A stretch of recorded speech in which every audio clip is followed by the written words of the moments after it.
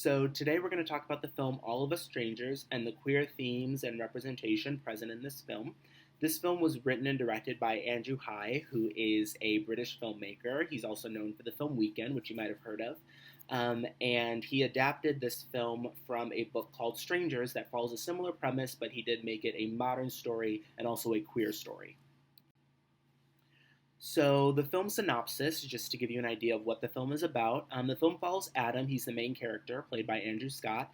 He is a gay screenwriter living in London by himself. He's very lonely, he's very isolated. He doesn't really socialize with anyone, he doesn't really communicate with anyone at any point in time. He's really just to himself in his apartment all the time.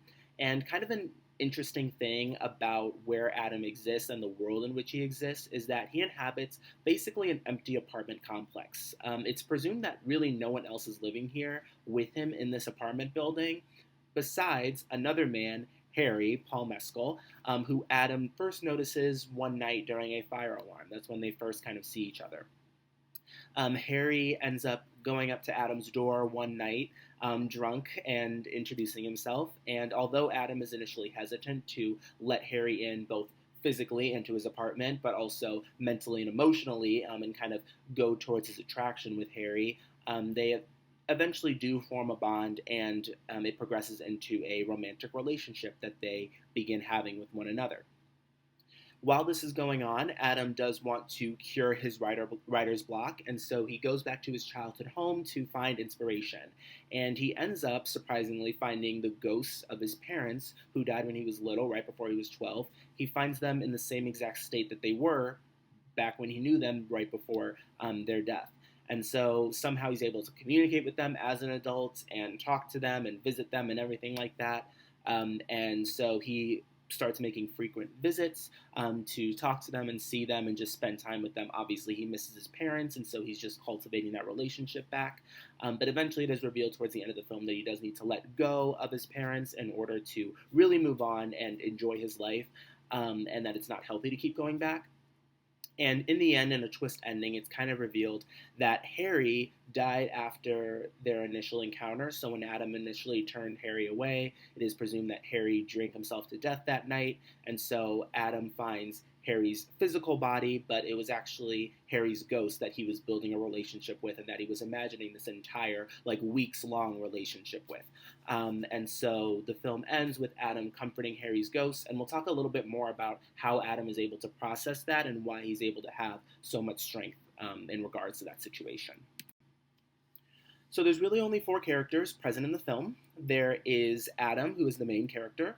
There's Harry, who is the love interest. And then Adam's mom and dad are played by Claire Foy and Jamie Bell.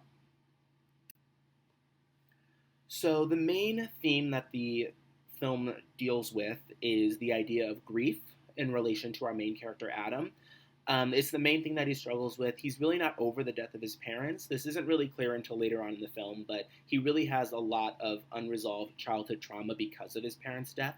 Obviously, losing a parent young is just a traumatic thing in general, but it has really had such a toll on Adam that he really has become very isolated and lonely in his adult life. He's not opening up to anyone, talking to anyone, forming any sort of friendships or relationships. He doesn't have anyone to turn to in his life, and it really all stems back to the grief that he feels from his parents' death. He really hasn't been able to get over that. And in a way, the apartment complex actually does parallel Adam's internal state and internal feelings. He feels alone. He feels abandoned.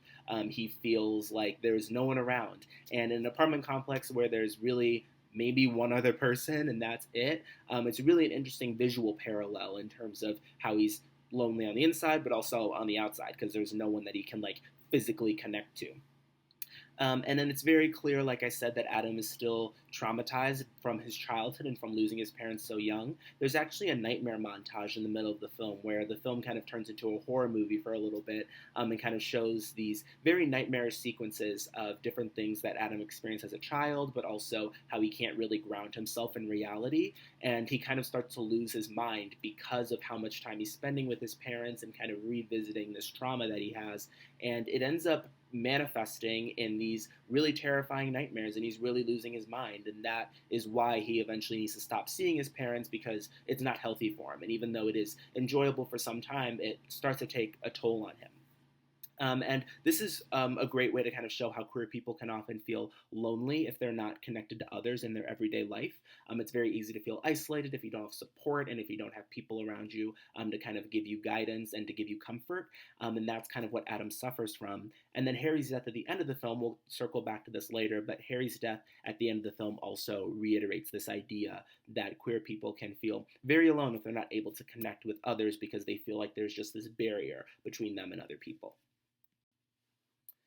Another thing that Adam faces in the film is his guilt. Adam is stuck in his life, like I said, due to the death of his parents. And like a lot of young people who lose their parents, or just a lot of people in general who lose people that are close to them, he kind of has this feeling that he didn't appreciate them enough when they were alive and that he took their existence for granted. But more importantly, for Adam specifically as a queer character, he feels like he was hidden from them. He feels like he didn't get the chance to really express himself, and he never came out to his parents. Even though he was really young, he was aware of his sexuality and that he was not straight, and so he never got the chance to be open about that and share that with them. And so he kind of feels this guilt and this grief where he never really got to let his parents know everything about him. He feels like his parents died before they really got to know him, which is a really depressing thing, and that's what causes him to feel so stuck in life. And so these feelings eventually lead to Adam coming out to the ghosts of his parents. The scene here in the picture on the slide is the scene where he's coming out to his mom, and he comes out to his dad after that because his mom passes that information along. And his parents aren't that receptive or that welcoming of the information, just because of the time period that they lived in. There was a lot of bias against homosexuals, and it was in the middle of the AIDS crisis, and so they had a lot of different concerns. However, they do ultimately support Adam, and they do love him regardless of his sexuality, and this is something that he eventually is able to get through and realize. And he really gains a sense of confidence through this whole experience. He gains a sense of confidence in that he's not willing to back down, or not answer their questions or shut down or stop seeing them. He really does keep trying to form a relationship, make a relationship, and keep this communication with them going. And so he really gains a sense of confidence and strength because he's able to stand tall in his sexuality and not run away from it. And he uses this newfound strength that he has to cope with Harry's death at the end of the film. And Adam is not the only person that's suffering from grief and guilt. His parents also experience these, even though they are ghosts and technically not real people anymore. They still, for some reason, have these emotions and these feelings, and we do kind of see their arcs throughout the film as well as they kind of grow and change and learn to accept who Adam really is. There's a particular scene in the middle of the film that's very emotional where Adam's dad apologizes about never comforting Adam as a child. There were a lot of times where he would hear Adam crying in his room at night or crying after school, and he would never go in and check on him and comfort him, and so he does apologize for that and not being more open. And in a similar fashion, Adam's mom apologizes for always assuming that he was okay all the time and, didn't need any more help, and for not checking in more often about how he was feeling and how he was kind of coming of age. And so his parents do kind of learn to accept that and accept him, but also kind of process their own feelings of guilt about how they raised Adam and how that's kind of materialized now into Adam being a very lonely adult and having a lot of trauma. And it's because of this they realize that Adam does need to let them go in order for him to move on and go forward and be more confident and be more strong in his everyday life. So, Adam's relationship with Harry is the main queer theme that's focused on in the film. Like I said, Adam is initially hesitant to pursue Harry. He initially turns him away, but he slowly learns to be more vulnerable. They kind of relate on not having strong family units. Harry is rejected by his family because of his sexuality, and obviously, Adam's parents are no longer with us. And so, that is kind of like the main thing that they kind of connect about, is that they don't really have anybody. They also are seemingly, like I said, the only inhabitants in this entire apartment complex, and so they're really the only chance they have for physical and emotional connection with other human beings. And Adam, throughout his relationship with Harry, becomes more comfortable in his sexuality and confronting his emotions, being more honest, having more in-depth conversations. Harry does encourage Adam to say what's on his mind. There are a lot of times when Adam will try to not be honest or kind of like hold back or say never mind, and Harry will always encourage him to speak up and say what he wants to say and be honest in his emotions. And so Adam does kind of gain that confidence in speaking up for himself and saying what's on his mind. And he never got that opportunity because his parents died when he was young, and then he kind of shut down after that and stopped opening up to people because he never got the chance to with his parents, and he just still hasn't faced that trauma that he had when he was younger.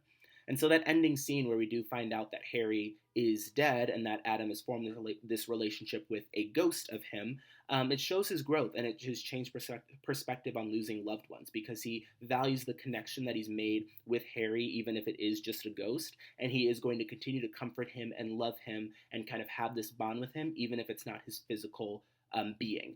And he does kind of course, have regret over turning him away initially and, kind of leading to Harry, no longer being alive, but he's not going to just shut down and, retract himself. He's going to continue to love and continue to be confident and open about who he is. And hopefully in the future, if Adam decides to pursue another relationship, he will be more confident and more open with his heart.